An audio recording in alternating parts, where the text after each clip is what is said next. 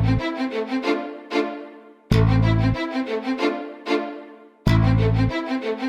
we're going to build on the elbows that we did last week, using the mitt so we can get some contact in. So we're going to put the mitt, the holder's going to have it on the right side, and then brace it back here. Now it's important when you do this, don't put it directly in front of your face, as we will be making impact. You don't want this to get smashed in your face, so you want your head off-lane, the target off to the side. It's important whenever you're pulling mitts, you don't just want to hold it up in a limp sort of way where it's just going to give when you hit it. One, it creates an unrealistic expectation of contact, but this also creating that counter pressure in addition to making it a solid target where you're actually going to feel the impact that you deliver. It also helps to protect the joints of the person striking. So if someone's striking full power and they're extending their joint here with no counter pressure, this can cause the joint to hyperextend and can do damage to the elbow joint. So you're helping to protect your partner's joint, and you're also creating that contact. So it's going to go on the right hand, left hand braces behind the right, and get it offline from your head here, and give that counter pressure as you're holding it. Here. So we're going to start off with the right elbow here, throwing it just like we did last week here, turning the hip, rotating on the right foot, and shooting this in here. So we're going to keep the knife in our right hand and just practice throwing this elbow here. Just get 20 of those in. Throwing this elbow from here, we're going to rip back. So one, rip. So when we do the rip, we're going under the mitt here.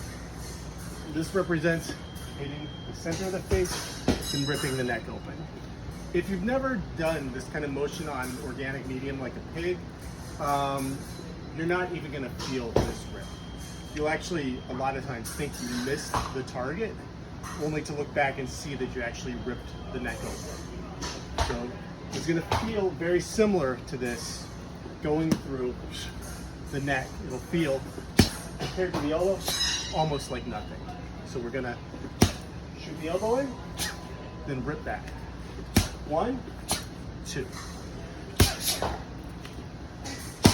Now, we're going to work the rip into the elbow here. So he's got the mitt on his left hand this time, bracing here.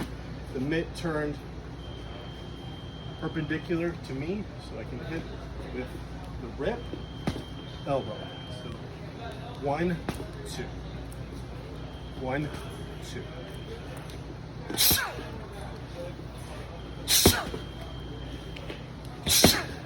So this would represent hitting the throat and then the jaw here. 1, 2. So now we go 1, 2. 1, 2. So this would represent Cuscio stab, elbow to the spine. 1, 2. He's here, so I'm going to stab here, elbow. 1, 2. 1, circling this wide, dropping my body weight, bending my knees, and sinking the elbow into this. 1, this is my chamber up here. 2.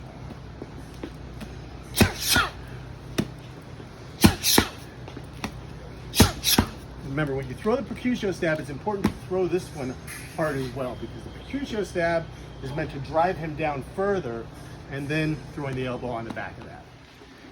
This time, we're going to use the horizontal elbow. So stab, horizontal elbow. 1, 2. So I'm turning my waist here, raising the elbow up, then dropping my knees as I pivot down and through the target.